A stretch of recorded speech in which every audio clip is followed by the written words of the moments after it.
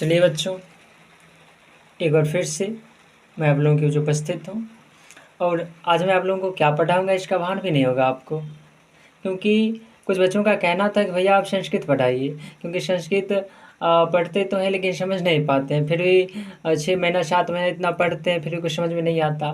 तो मैंने तो कहा कि 2 से ढाई घंटे में मैं तुम्हारा सारा किताब ख़त्म कर दूँगा। व्याकरण भी उतने ही घंटा का, अर्थात 5 घंटे, 1-1 घंटा का रहा तो 5 क्लास होगा। तो बच्चों ने कहा तो बनाइए वीडियो भेजिए, तो मैंने कहा ठीक है।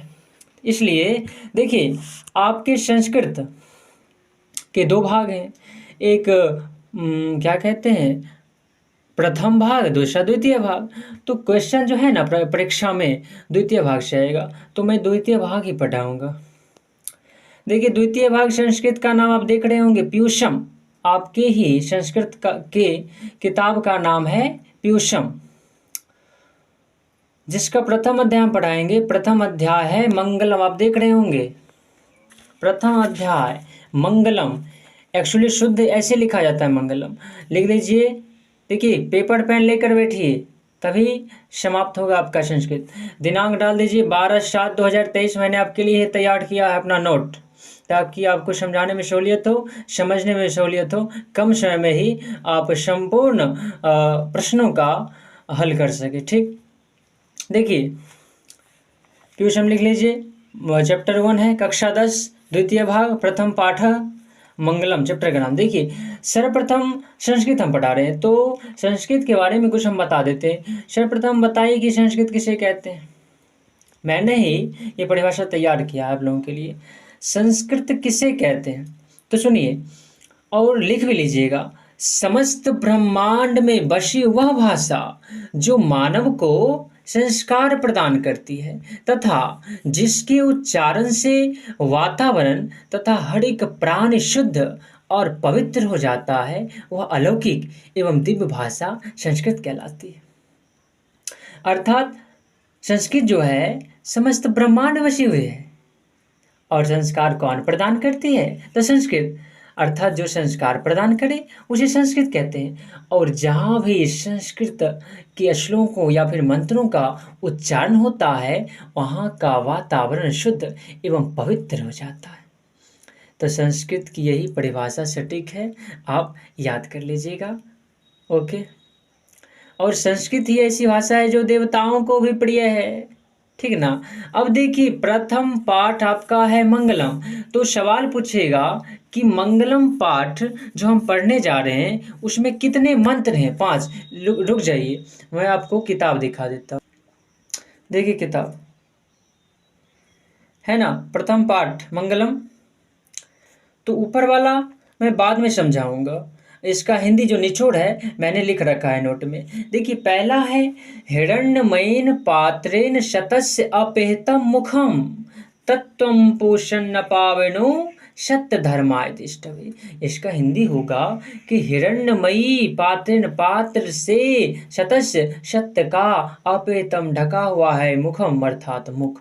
मतलब जो एक हिरण्मयी पात्र कहने का तात्पर्य स्वर्णमयी पात्र, तो स्वर्णमयी पात्र से सत्य का मुख ढका हुआ है। पुष्ण मतलब होता है सूर्य। तो सभी ऋषि मुनि कहते हैं कि हे सूर्य, सत्य और धर्म को देखने के लिए, उसे प्राप्त करने के लिए इस स्वर्णमयी पात्र को हटा दीजिए। तो यहाँ से सवाल आएगा कि स्वर्णमयी पात्र से किसका मुख ढका हुआ है, तो कहिएगा सत्य का। इस स्वर्णमयी पात्र को हटाने के लिए किससे कहा जा रहा है, तो पूषा से, सूर्य से। और क्यों कहा जा रहा है, क्योंकि सत्य और धर्म को हमें देखना है ना। तो इसमें देखिए 4 श्लोक आपको दिख रहा होगा, 1 2 3 4, और एक इधर है। तो क्वेश्चन आएगा कि मंगलम पाठ में, देख लीजिए अच्छी प्रकार से लिख भी लीजिएगा, मंगलम पाठ में कुल कितने मंत्र हैं। तो याद कर लीजिए कि 5 मंत्र हैं, इसे भूलना नहीं है। अब देखिए, वैदिक वाङ्मय के अंतिम भाग के सिद्धांत को कौन प्रकट करता है। वैदिक वाङ्मय के अंतिम भाग के सिद्धांत को कौन प्रकट करता है, तो उपनिषद। इसमें 5 श्लोक है, ठीक ना। तो 5वां श्लोक उपनिषद से ही लिया गया है। तो ये क्वेश्चन आपका इम्पोर्टेंट है, इसे भी याद कर लीजिएगा। चलिए अगला, मंगलम पाठ के सभी श्लोक कहाँ से संकलित हैं? मतलब मंगलम पाठ में मैंने बताया कि 5 श्लोक हैं, तो सब कहाँ से ली गई है? तो उपनिषद से मैंने बताया। और याद कर लीजिए उपनिषद कुल कितने उपनिषद हैं? तो उपनिषदों की कुल संख्या 108 है और सभी उपनिषदों के रचयिता हमारे वेदव्यास भगवान वेदव्यास हैं। सर्वत्र किसके महिमा को प्रधान बताया गया है? मतलब सभी जगह, समस्त संसार में, समस्त ब्रह्मांड में किसकी महिमा को प्रधान बतलाया जाता है? तो परम पुरुष परमात्मा का। आप तो जानते ही होंगे कि परमात्मा की महिमा का वर्णन सर्वत्र होता है, सभी जगह होता है। तो हर एक क्वेश्चन को लिख कर याद कर लीजिएगा, इंपॉर्टेंट है। चलिए अब मैंने पहला श्लोक बता दिया था ना, ये कि स्वर्णमयी पात्र से सत्य का मुख ढका हुआ, इसलिए हे सूर्य सत्य और धर्म को प्राप्त करने के लिए इस पात्र को हटा दीजिए। दूसरा देखिए श्लोक, अनोरन्यान महतो महियान आत्मा जंतोर निहितो गुहायाम। मतलब अनो मतलब होता आत्मा। आत्मा जो है वो सूक्ष्म से सूक्ष्म और महान से महान है। अनु मतलब होता है सूक्ष्म, महतो महियान महान से महान।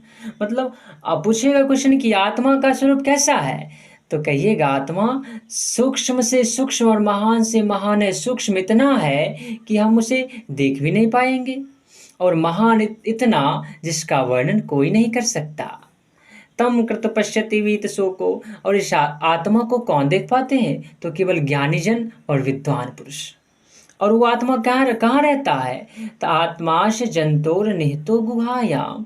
जंतु के मानव के हृदय रूपी गुफा में आत्मा छिपा हुआ है। तो देखिए पहला श्लोक था ये हिरण्मयन पात्र, तो केवल इतना अवश्य याद कर लीजिएगा।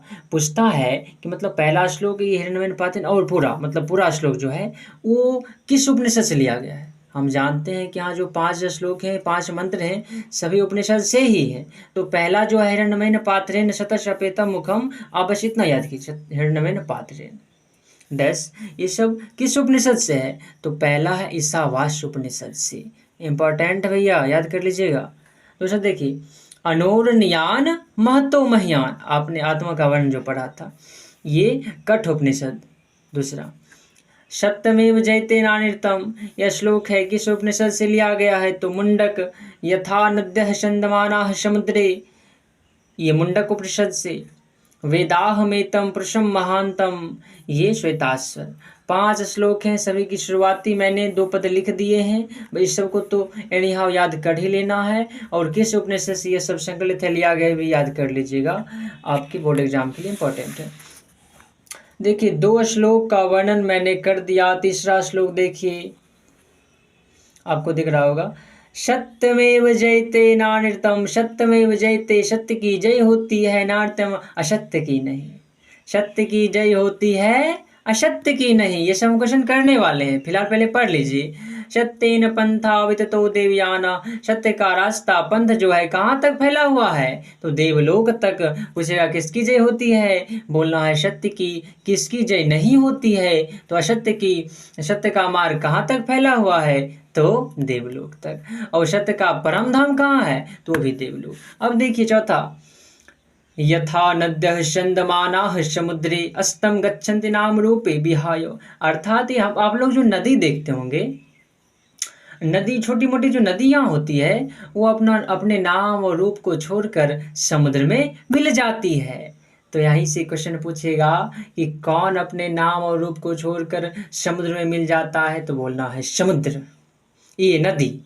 कौन अपने नाम और रूप को छोड़कर समुद्र में मिलता है? नदी। नदी अपने नाम और रूप को छोड़कर किस में मिलता है? तो समुद्र में। ये मैं बोल रहा हूँ लेकिन लिखा भी दूंगा आपको, कॉपी में नोट में आपको लिखवा दूंगा।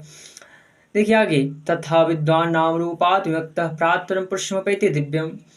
जिस प्रकार नदी अपने नाम और रूप को छोड़कर समुद्र मिल जाता है, उसी प्रकार विद्वान जो होते हैं अपने नाम और रूप को छोड़कर परमात्मा परम पुरुष में मिल जाते हैं, विलीन हो जाते हैं। तो यहाँ से भी क्वेश्चन बनेगा कि कौन अपने नाम और रूप को छोड़कर परमात्मा में अर्थात ईश्वर में विलीन हो जाते हैं, तो विद्वान। ओके, चलिए अब क्वेश्चन कराते हैं। देखिए 11 नंबर क्वेश्चन, ध्यान से। स्वर्णमयी पात्र से किसका मुख ढका हुआ है, तो मैंने पढ़ा था सत्य का। आत्मा का वर्णन किस उपनिषद में है, मैंने पढ़ा था ये अनुवर्णियान वाला दूसरा। तो दूसरा जो था किस उपनिषद से लिया गया है, कठ। तो आत्मा का वर्णन किस उपनिषद में है, तो कठ उपनिषद में। सभी लिखकर और याद कर लीजिएगा, मैं लिखने का समय भी दे रहा हूँ। इस स्वर्णमयी पात्र को हटा दीजिए, किनसे कहा जा रहा है, मैंने पढ़ाया अभी कि जो स्वर्णमयी पात्र था उसे हटाने की बात की गई है। किससे, तो सूर्य से। ऋषि मुनि नहीं कह रहे थे सूर्य से कि हे सूर्य, सत्य और धर्म को देखने के लिए इस पात्र को हटा दीजिए। तो किनसे कहा जा रहा है, भगवान सूर्य से। सूर्य का हिंदी संस्कृत पूछा होता है, पूछा भी दे सकता है आपको। अब देखिए अगला, स्वर्णमयी पात्र को क्यों हटाया जा रहा है, सत्य और धर्म को देखने के लिए, भी मैं पढ़ा चुका हूं। अब देखिए अगला क्वेश्चन 15, आत्मा का स्वरूप कैसा है, तो आत्मा सूक्ष्म से सूक्ष्म तथा महान से महान है, ये भी मैंने पढ़ा दिया। अगला क्वेश्चन, आत्मा कहाँ रहता है, कहाँ अवस्थित रहता है, तो मैंने बताया आत्मा मानव अर्थात जंतु के हृदय रूपी गुफा में छिपा रहता है। आगे देखिए, इस आत्मा को कौन देखने में सक्षम होते हैं, तो मैंने बताया ज्ञानी जन और विद्वान पुरुष इस आत्मा को देख पाते हैं। सभी एक एक क्वेश्चन इंपॉर्टेंट है, लिख लीजिए। अगला, किसकी जय होती है, सत्य की। मैंने सभी पढ़ा दिया है, फिर भी लिखा रहा हूँ, इसलिए थोड़ा बड़ा वीडियो बन सकता है, नहीं तो बस 5-7 मिनट का था वीडियो। अब देखिए, किसकी जय होती है, वो तो सत्य की, और किसकी जय नहीं होती, तो असत्य की। अगला क्वेश्चन,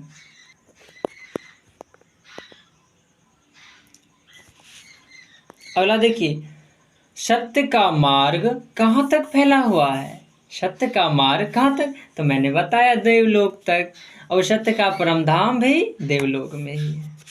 आगे देखिए, कौन अपने नाम और रूप को छोड़कर समुद्र में मिल जाता है, तो मैंने कहा नदी, पहले बता चुका हूँ। अगला, कौन अपने नाम और रूप को छोड़कर परमात्मा में विलीन हो जाता है, तो विद्वान। आगे देखिए, कौन पुरुष महान है, तो जो वेद को जानने वाले हैं वो महान है। हो गया 24 इंपॉर्टेंट क्वेश्चन, सभी को नोट कर लीजिएगा, और आपका प्रथम अध्याय समाप्त होता है। इति अध्याय समाप्त। चलिए अब दूसरा अध्याय पढ़ लेते हैं। द्वितीय अध्याय आपके पाटलिपुत्र अर्थात पटना के बारे में है, लिख लीजिए कॉपी में। द्वितीय पाठ, द्वितीय अध्याय पाटलिपुत्र वैभवम अर्थात पटना के वैभव ऐश्वर्य की विशेषता का वर्णन हम करेंगे। तो फर्स्ट क्वेश्चन, बिहार राज्य की राजधानी कहाँ है, तो पटना, लेकिन अब पाटलिपुत्र बोलना है संस्कृत में, ठीक है ना। दूसरा अध्याय जो है पाटलिपुत्र वैभवम, उस संस्कृत में जितना भी निचोड़ निकल सकता था हिंदी में मैंने किया है, और आप लोगों को मैं ये नोट दे रहा हूँ, लिखा रहा हूँ, समझा रहा हूँ। अब हिंदी में इसलिए लिखा रहा हूँ कि कुछ कुछ क्वेश्चन होते हैं संस्कृत में, तो उसको मैं संस्कृत में बता दिया, उधर 2-4 जो सवाल था, लेकिन ढेर सारे सवाल इस सब जो है मैंने हिंदी में जो लिखा है वो सब हिंदी में ही ओवरऑल पूछे जाते हैं, ओके ना, इसलिए मैंने हिंदी में ही लिखाया है। आप आंख मूंद कर विश्वास कीजिए, और इस सभी को पेपर पेन पर सुलेख के साथ, मतलब अशुद्धि नहीं होनी चाहिए, उसे सभी को लिख लीजिए, फिर याद कीजिए, एक भी क्वेश्चन नहीं छूटेगा आपका। तो बिहार प्रांत की राजधानी कहाँ है, पाटलिपुत्र। अब बताइए इसका इतिहास कितना वर्ष पुराना है, आपको पता है पटना का इतिहास कितना वर्ष पुराना है, तो आपके किताब में सिलेबस में है 2500 वर्ष, द्वितीय अध्याय में 2500 वर्ष इतिहास पुराना है हमारे पटना का, याद कर लीजिए 2500, 2500 वर्ष। अगला, मध्यकाल में कुछ कारणवश पाटलिपुत्र कितने वर्षों तक जीर्णशीर्ण रहा, मतलब कोई आक्रमण कर दिया था या फिर अन्य कारणों से कोई प्राकृतिक आपदा आ गई थी, तो हमारा पटना जो है ना कुछ वर्षों तक, कुछ क्या बहुत सालों तक, कितने 1500 वर्षों तक जीर्ण शीर्ण अवस्था में रहा। लिख लीजिए, मध्यकाल में कुछ कारणवश पाटलिपुत्र अर्थात हमारा पटना कितने वर्षों तक जीर्ण शीर्ण मतलब खराब अवस्था में रहा, तो 1500 वर्षों तक। अगला चौथा क्वेश्चन, पटना को किन किन नामों से जाना जाता है? तो देखिए, पटना को पटना कहते हैं, या पाटलिपुत्र कहते हैं, पुष्पपुर कहते हैं, कुसुमपुर कहते हैं। लिखते जाइएगा, सुनते जाइए, याद करते जाइए, फिर लिखते जाइए, एक ही वीडियो में आपको याद भी हो जाएगा और भूलिएगा भी नहीं। अब देखिए, नोट में एक बात लिखी गई है, उसे ध्यान से सुनिएगा। पाटल पुष्पों की खेती करने के कारण पटना का नाम पाटलिपुत्र पड़ा। ये नोट मैंने ही बनाया है आप लोगों के हित के लिए। तो पटना का नाम पाटलिपुत्र है। अब पाटलिपुत्र नाम क्यों पड़ा भाई? तो क्योंकि हमारे पटना में पाटल नामक एक पुष्प होता था, उसी की खेती करते थे सभी लोग। तो पाटल पुष्पों की खेती करने के कारण पटना का नाम पाटलिपुत्र पड़ा। अब देखिए, संपूर्ण धरती का तिलक, आपकी किताब में एक श्लोक है, वहां से मैंने हिंदी निकाला है, तो बस जितना लिखा बस याद करते जाइए। संपूर्ण धरती का तिलक कौन है? तो हमारा पाटलिपुत्र पटना। सरस्वती का कुलगढ़ी कहाँ है? तो बस वही कौन है? तो पाटलिपुत्र पटना ही। इंद्र के इंद्रलोक से भी बेहतर हमारा कौन सी जगह है?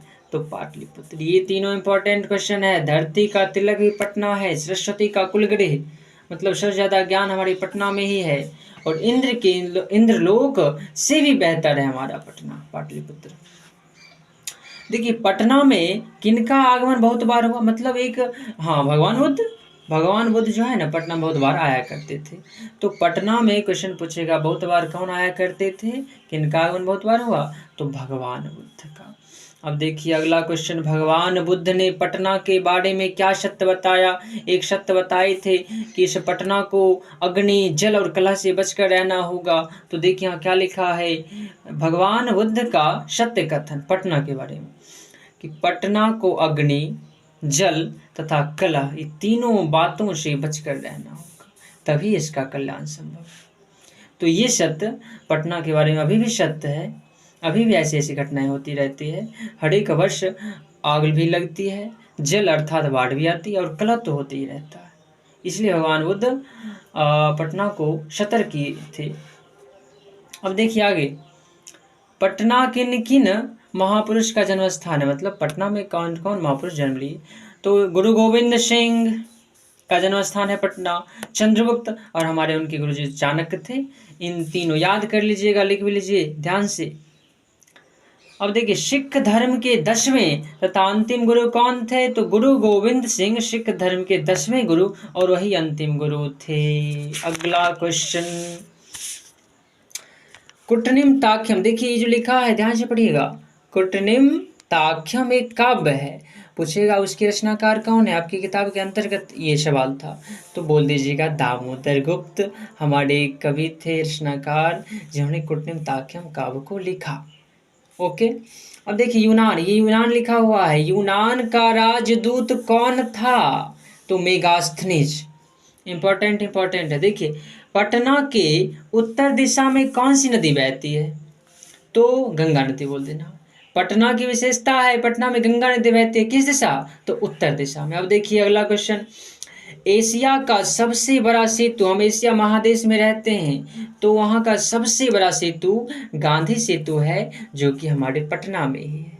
ऐसे याद कीजिएगा, क्वेश्चन पूछेगा एशिया का सबसे बड़ा सेतु कहाँ है? तो पटना में। कौन सेतु है? तो गांधी सेतु। ओके। अगला क्वेश्चन देखिए, किसके काल में पटना की रक्षा व्यवस्था उत्कृष्ट थी?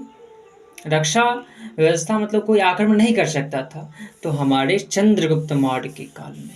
ओके। अगला क्वेश्चन, सौ काव्य मीमांसा के रचनाकार, ये एक रचना है सौ काव्य मीमांसा, ध्यान से पढ़िए, सौ काव्य मीमांसा। पूछता है क्वेश्चन कि इनके रचनाकार कौन है, अर्थात किन्होंने लिखा? तो राजशेखर, याद कर लीजिए।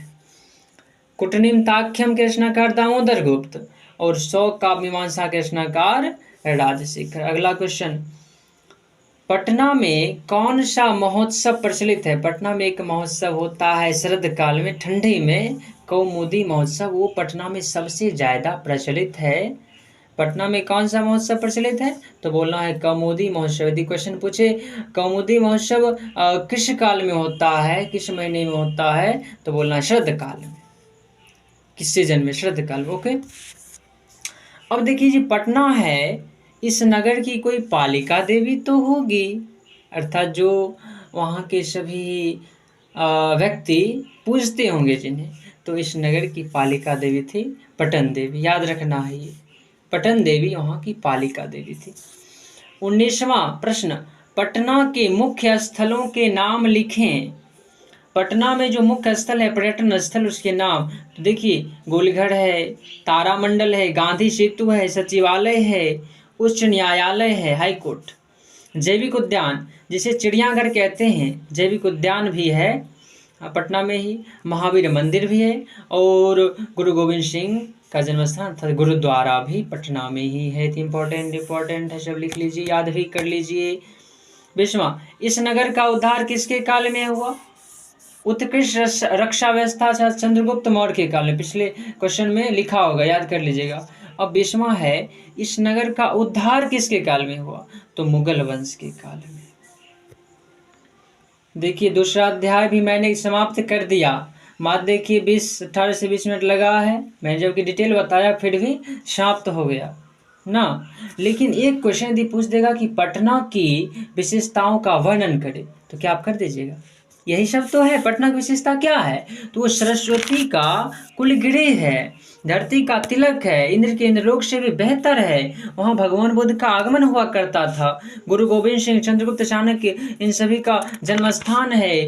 वहाँ गोलघर है, तारामंडल है, गांधी सेतु है, सचिवालय है और हमारी गंगा नदी भी वहाँ है। तो यही सब तो पटना की विशेषता है। तो पटना की विशेषताओं का यदि वर्णन देगा तो ये सभी लिख दीजिएगा आप।